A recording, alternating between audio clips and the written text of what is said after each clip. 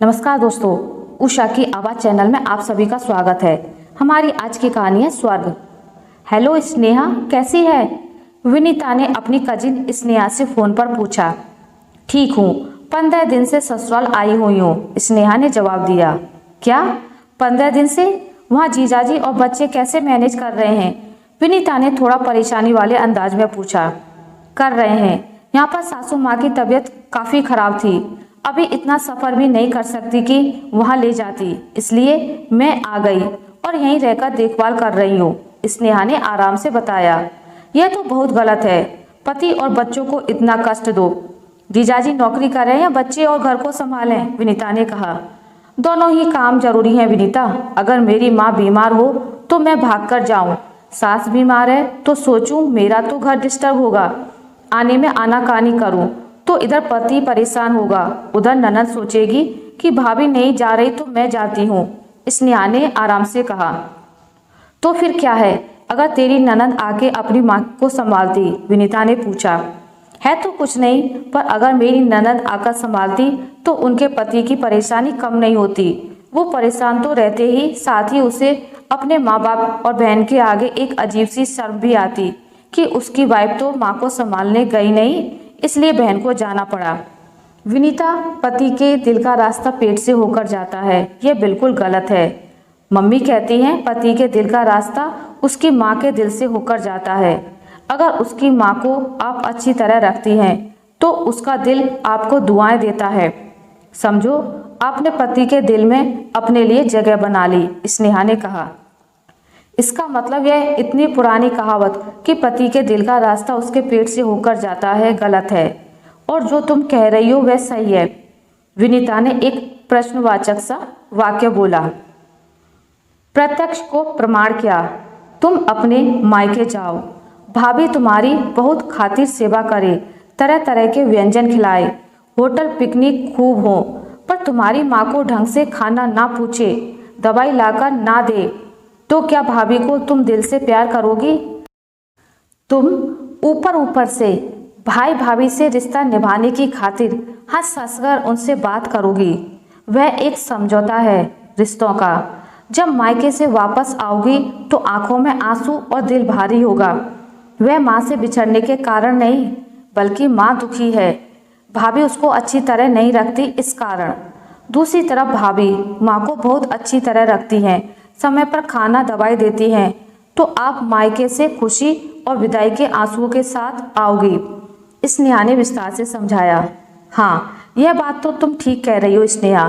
भाभी तभी अच्छी लगती है अगर वह हमारी माँ की सेवा करती हो, विनीता ने सहमति वाले अंदाज में कहा। तो यही तो मैं कह रही हूँ, ऐसे ही पति को पत्नी तभी मन से अच्छी लगेगी अगर वह उसकी माँ को अच्छी तरह रखती है। वह निश्चिंत होकर काम पर जाएगा, निश्चिंत होकर लौटेगा, वहाँ अपना काम भी पूरी तन्मयता से करेगा, क्योंकि घर की उसे कोई चिंता नहीं होगी। शाम को माँ का दुखी चेहरा या कोई शिकायत उसको नहीं सुनने और देखने को मिलती, स्नेहा ने फिर कहा। हाँ, यह तो है, पति काम भी अच्छे से करेगा और उसकी सेहत भी ठीक रहेगी, पर यार यह सासें भी तो सब करवाने वाली नहीं होती, टोका टाकी करती रहती हैं, विनीता ने फिर एक प्रश्न सा उछाल दिया। तुम ठीक कह रही हो विनीता, बस वैसे ही सोचना है जैसे हम अपनी माँ के लिए सोचते हैं कि मम्मी तो इस उम्र में नहीं बदलेगी, भाभी को ही समझना होगा, स्नेहा ने आराम से कहा। वह सब तो स्नेहा ठीक है, पर कई सासें तो सुबह से शाम तक बोलती ही रहती हैं, यह क्या कर दिया, हमारे घर में ऐसे नहीं होता, हम ऐसे नहीं खाते, मेरी सास तो खुद ऐसे करती है। शुरू में तो मैं बहुत परेशान हुई, अब तो मैं ढीठ हो गई। बोलते रहो, कुछ फर्क ही नहीं पड़ता। पहले सहन नहीं होता था तभी जवाब देती थी, अब मैं परवाह नहीं करती, अपने कमरे में आकर टीवी चलाकर बैठ जाती हूँ, विनीता ने अपना दुख बयां किया। ठीक करती है, पर थोड़ा गलत हो गया। गलत क्या हो गया? विनीता ने स्नेहा को बीच में ही टोका। गलत यह हो गया कि जो तुम अब चुप रहती हो, अगर यह पहले दिन से ही किया होता तो तेरे पति को इतना दुखी ना होना पड़ता। तेरी नंदों से भी तेरे रिश्ते ज़्यादा अच्छे होते। मायके में तेरी माँ भी दुखी ना होती कि मेरी बेटी परेशान है। उसे ससुराल अच्छा नहीं मिला। तेरे बच्चों को अच्छे संस्कार मिलते कि माँ की सेवा करनी होती है, उन्हें पलटकर जवाब नहीं देना होता। स्नेहा बोल रही थी। विनीता फिर बोली, तो क्या चुपचाप सुनती रहती और घुट घुट कर मरती रहती? नहीं, मैंने ऐसे नहीं कहा। बचपन में एक कहानी तूने जरूर सुनी होगी कि एक सास बहू में बहुत लड़ाई होती थी। सास एक दिन एक फकीर के पास जाती है और कहती है, बाबा घर में बहुत कलेश रहता है, कोई उपाय बताओ। बाबा कहता है, उपाय जरा मुश्किल है, कर पाओगी? सास कहती है, बाबा जी आप उपाय बताओ, घर की शांति के लिए मैं सब कर लूंगी। फकीर उसे मंत्र फूंककर 2 आने देता है और कहता है, सुबह उठते ही इन्हें दांतों के नीचे दबा लेना, रात को सोने के समय तकिए के नीचे रखकर सोना है, सुबह उठते ही फिर रख लेना। पैसे गिनने नहीं चाहिए, खाना खाने के लिए निकालना है, सिर्फ मुंह से खाना खाना है। खाना खाने के बाद यह अभिमंत्रित पैसे दांतों के नीचे फिर रख लेना है। 1 महीना ऐसे ही करो, फिर 1 महीने बाद आना, इससे घर में बिल्कुल शांति हो जाएगी। अब घर में बहू कुछ बोलती है तो सास पैसे गिर जाएंगे इसलिए मुंह नहीं खोलती। बहू बोल बोल कर चुप हो जाती है।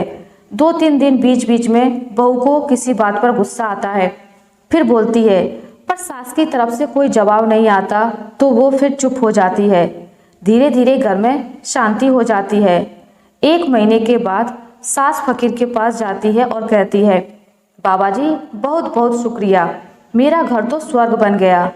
आपके अभिमंत्रित करके दिए हुए पैसों ने बहुत काम किया। फकीर ने सास से कहा, मैंने कोई मंत्र नहीं फूका, बस तुम्हें चुप कराना था। पहले बहू कुछ कहती थी तो तुम बराबर जवाब देती थी, जिससे क्लेश बढ़ता था।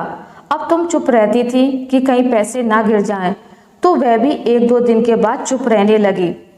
ओहो विनीता, मैं तो तुम्हें बच्चों की तरह कहानी सुनाने लग गई, बोर ही कर दिया, स्नेहा ने कहा।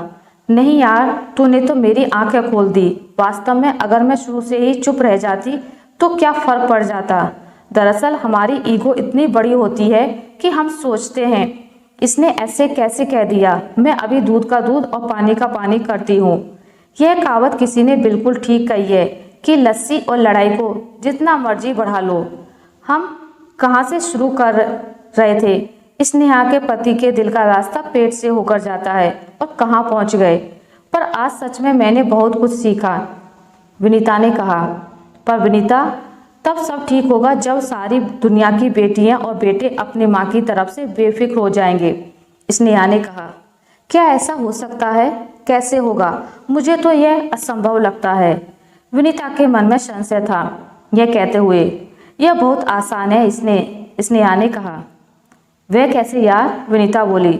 बस सारी लड़कियां और लड़के अपनी अपनी सास को अपनी माँ की तरह ही फिक्र करने लग जाएं, उनके प्रति भी उतने ही संवेदनशील बन जाएं, हर घर स्वर्ग बन जाएगा, स्नेहा ने कहा। कह तो तुम बिल्कुल ठीक रही हो। मैं तो आज से ही यह मंत्र अपनी बेटी और बेटे दोनों को ही देती हूँ, विनीता ने पूर्ण आश्वासक शब्दों में कहा। आशा करती हूँ आपको मेरी आज की कहानी अच्छी लगी होगी। अगर आपको मेरी कहानी अच्छी लगी है तो इसे लाइक करें, ज़्यादा से ज़्यादा शेयर करें, और अगर आप मेरे चैनल पर नए हैं तो इसे सब्सक्राइब करना ना भूलें। मिलते हैं एक नई कहानी के साथ, तब तक के लिए नमस्कार।